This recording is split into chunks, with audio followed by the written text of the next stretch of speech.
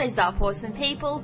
And welcome back to my KrimZen podcast, the show where I talk to you guys about upcoming video games, or any video games I played quite recently, or anything interesting that I've read that I find quite interesting and can discuss with you guys, or just hear feedback from you guys.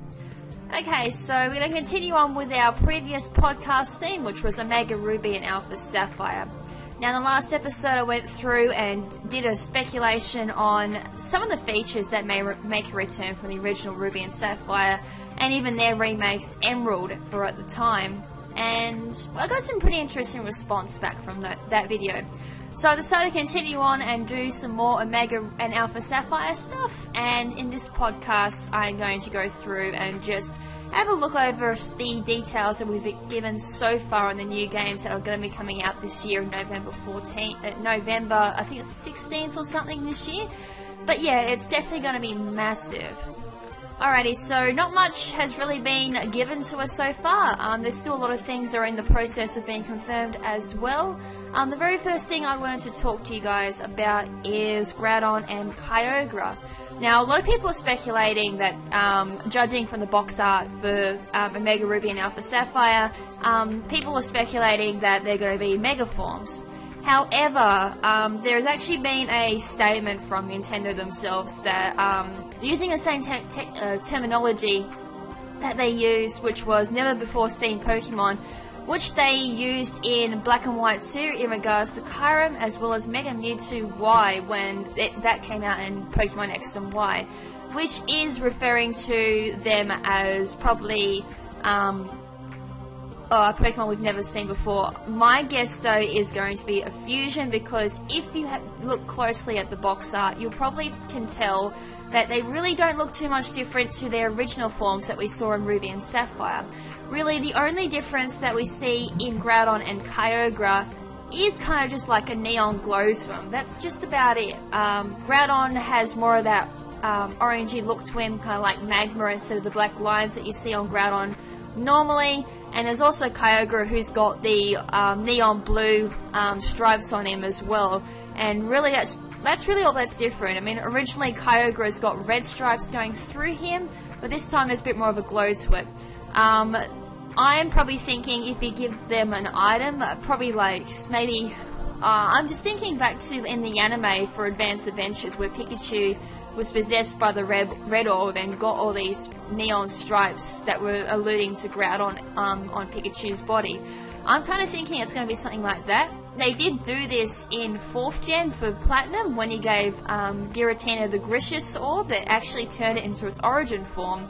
And same thing with, oh sorry, that was about the only Pokemon so far that's done that. There's probably are a few other examples. Oh sorry, there's another example. There's Shaman that goes to Shaman Sky form with the Gracious flower. If you give Shaman that flower during the day, it will turn into a Sky form. There are various other examples there where Pokemon have changed forms depending on what item you give them or interact with. Rotom's another one. You interact with certain applications or appliances, and Rotom will change. And yeah, there's a few others. There's probably too many for me to name at the moment. But in my honest opinion, I do not reckon these guys will be Mega, but an alternative form. Well then, there is actually another allusion to another fusion happening as well in this gen, very similar to how Black Kyurem and White Kyurem worked, except it will be with Rayquaza and these two Pokemon. Probably would have to happen with these two in their Alpha form or Omega form, which would probably be their forms anyway. So Groudon will be Omega form and Kyogre will be Alpha form. Besides from that, there's not really much else to really say about Groudon and Kyogre. We've only just seen a little bit of animation with them using their attacks, or really just summoning their abilities. Groudon was summoning the Droughts in a really intense drought, which is freaking awesome by the way, and Kyogre using Drizzle. And that's really just about it. There hasn't really much been said about these guys just yet, so we're hoping for a little bit more information on these guys a bit later on down the track. The next thing that I wanted to go through was the CoroCoro magazine leak for Omega Ruby and Alpha Sapphire. Now, the first thing I wanted to point out, which I found very interesting, was the very top of the page where there is an arrow coming from Kyogre to Rayquaza, as well as an arrow coming from Groudon to Rayquaza, and then an arrow coming from Rayquaza down to a silhouette.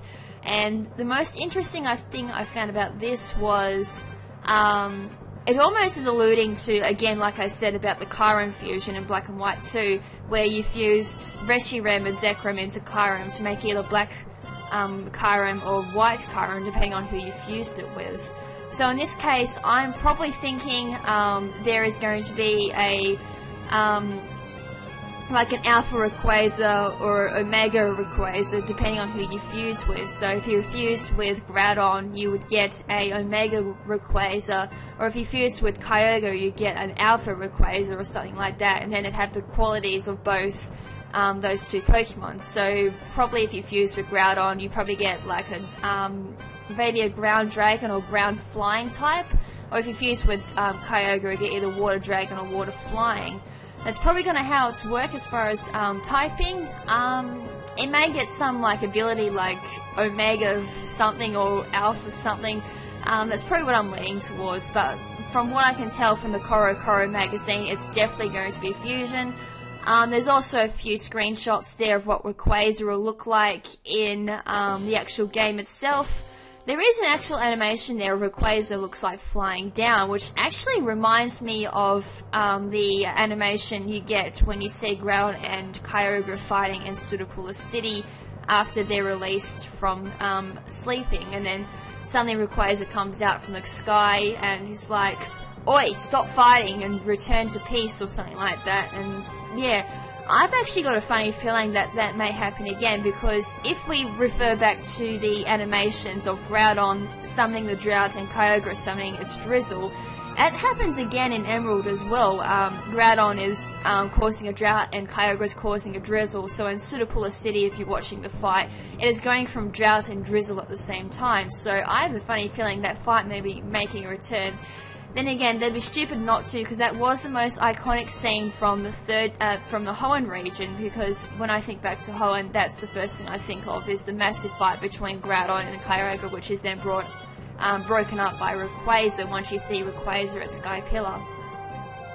So the next thing we see in the CoroCoro magazine is the starters when you get them. So very similar to how it looks in X and Y, they've all lined up together there, and you just have a look at them. We've got Treecko, Torchic and Mudkip, and of course this was alluded to in X and Y for the event. We have the Megas, so of course we already know about Mega Blaziken.